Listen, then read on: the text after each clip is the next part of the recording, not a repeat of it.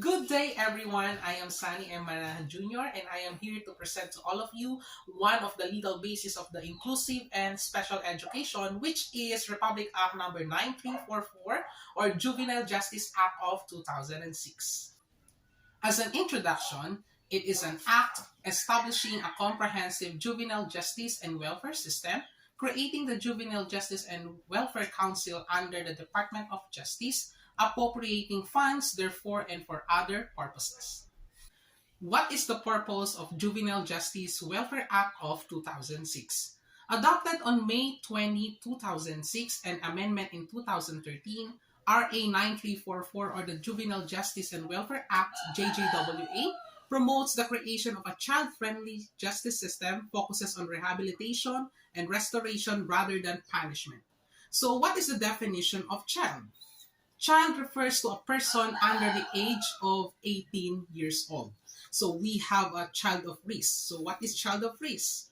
Child at risk refers to a child who is vulnerable to and at the risk of committing criminal offenses because of personal, family, and social circumstances such as, but not limited to the following. Number one, being abused by any person through sexual, physical, psychological, mental, economic, or any other means, and the parents or guardian refuse, are unwilling, or unable to provide protection for the child. Number two, being exploited, including sexually or economically.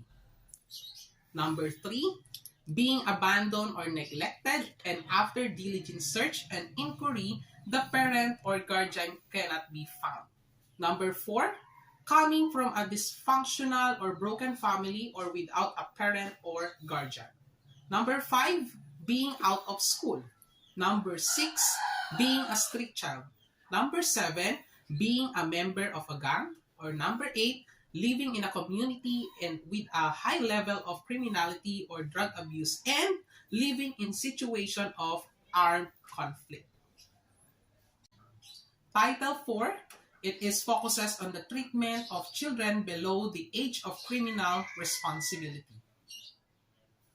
According to Section 20, children below the age of criminal responsibility, if has been determined that the child taken into custody is 15 years old or below, the authority which will have an initial contact with the child has the duty to immediately release the child to the custody of his or her parent or guardian, or in the absence thereof, the child's nearest relative.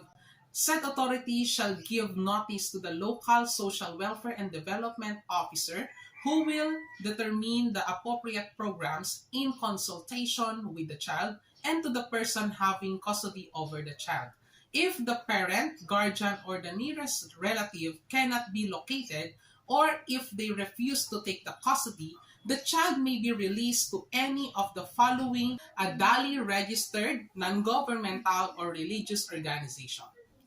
A barangay official or a member of the barangay council for the protection of children, a local social welfare and development officer, or when and where appropriate, the DSWD, if the child referred to her in has been found by the local social welfare and development office to be abandoned, neglected, or abused by his parents, or in the event that the parent will not comply with the prevention program, the proper petition for involuntary commitment shall be filed by the DSWD or the local social welfare and development office pursuant to the Presidential Decree number 603, otherwise known as the Child and the Youth Welfare Code.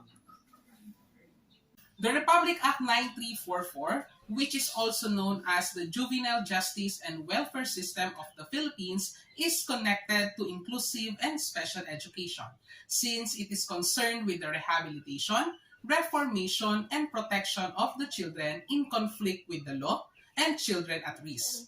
It is a system of the law that provides child-appropriate proceedings, including the aftercare of the said person. As a result, I learned that juvenile justice welfare system is linked to many factors affecting childhood and adolescence. These factors manifest choices that will be made later on as an adult. the career he will take, and the path he will choose. A person's course of action can also be defined in the family and his way of life. Furthermore, the researchers had proved that parents have a great impact on the development of the child. Authoritative parenting is often recommended by psychologists and researchers. I hope that you learned something in our discussion. I know that this Republic Act will help you to become more knowledgeable to our subject, special and inclusive education. Again, I am Sunny M. Manahan Jr. and thank you so much for your never-ending support to my vlog. See you next around. Goodbye!